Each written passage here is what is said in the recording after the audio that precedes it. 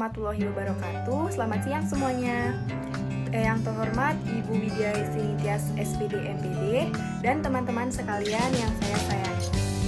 Di sini kami dari kelompok 5 akan mempresentasikan tentang perekrutan tenaga kerja.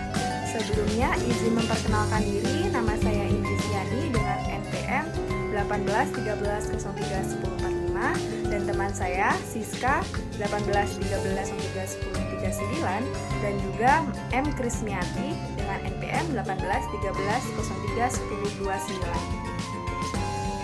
Baik, langsung saja ke pengertian dari perekrutan.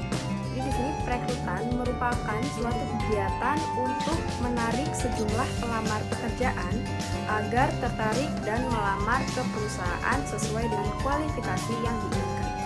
Lalu adapun pengertian perekrutan menurut para ahli, yang pertama ada Du Bois, di mana perekrutan ini merupakan proses untuk menarik sebanyak mungkin kualifikasi pelamar untuk lowongan yang ada dan bukan diantisipasi. Ini merupakan pencarian bakat, pengajaran kelompok terbaik pelamar untuk posisi yang tersedia. Dan menurut Jackson, perekrutan ini merupakan mencari dan mendapatkan pelamar berkualitas bagi perusahaan untuk mendapatkan jabatan. Dan lanjut ke dalam bahas tentang tujuan perekrutan, di mana di sini tujuan dari adanya kegiatan perekrutan, di mana kegiatan rekrutmen ini selalu dikaitkan dan berhubungan langsung dengan apa yang sudah dibuat oleh pihak perencana tenaga kerja. Artinya di sini apa yang akan dilakukan oleh pihak yang melakukan rekrutmen harus selaras, sejalan, dan disesuaikan dengan kebutuhan dari calon tenaga kerja. Contohnya dari segi waktu yang dibutuhkan, jumlah yang dibutuhkan, dan kualifikasi apa saja yang diperlukan. Prinsip perekrutan.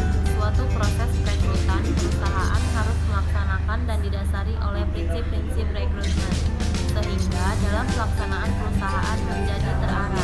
Adapun prinsip-prinsip rekrutmen yaitu sebagai berikut. Yang pertama, mutu karyawan yang akan direkrut harus sesuai dengan kebutuhan yang diperlukan untuk mendapatkan mutu yang baik. Yang kedua, jumlah karyawan yang diperlukan harus sesuai dengan job yang tersedia. Selanjutnya, proses pelaksanaan perekrutan. Langkah atau tahapan dalam proses pelaksanaan rekrutmen dan seleksi. Yang pertama, mengidentifikasi jabatan yang tersedia dan berapa jumlah calon tenaga kerja yang diperlukan.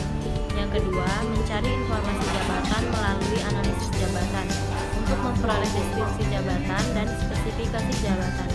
Lalu yang ketiga, menentukan sumber kandidat yang tepat. Dua alternatif untuk mencari kandidat yakni dari dalam perusahaan atau dari luar perusahaan. Lalu yang keempat, metode-metode rekrutmen yang paling tepat untuk jabatan.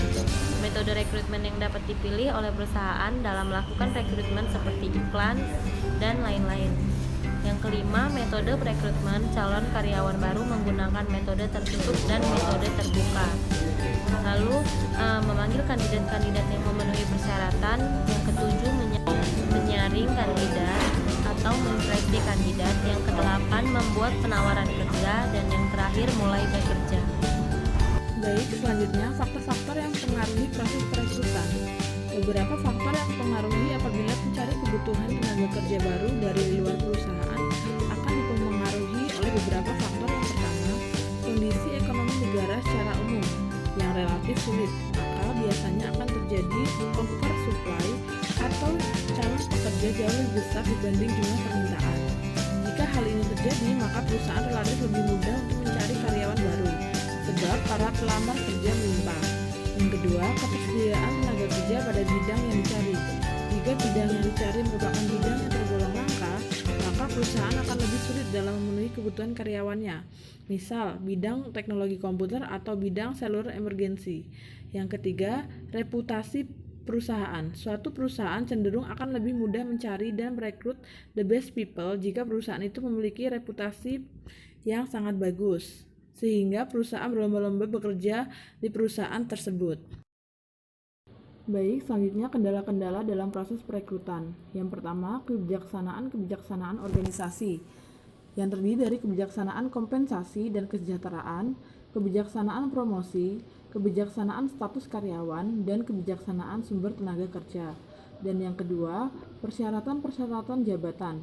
Semakin banyak persyaratan yang harus dimiliki pelamar, maka pelamar akan menjadi sedikit. Sebaliknya, jika jumlah persyaratannya sedikit, maka pelamarnya akan semakin banyak. Yang ketiga, metode pelaksanaan perekrutan. Semakin terbuka perekrutan, maka pelamarnya akan semakin banyak. Sebaliknya, apabila perekrutannya semakin tertutup, maka pelamarnya semakin sedikit. Dan yang keempat, kondisi pasar tenaga kerja. Semakin besar penawaran tenaga kerja, maka akan semakin banyak pula pelamar yang serius. Tetapi sebaliknya, jika penawaran tenaga kerja sedikit, maka pelamarnya juga semakin sedikit. Dan yang kelima, terakhir, soliditas perusahaan. Soliditas perusahaan dapat diartikan sebagai besarnya kepercayaan masyarakat terhadap perusahaan. Misal, besarnya perusahaan tersebut, jika soliditas perusahaan besar, maka pelamar akan semakin banyak pula.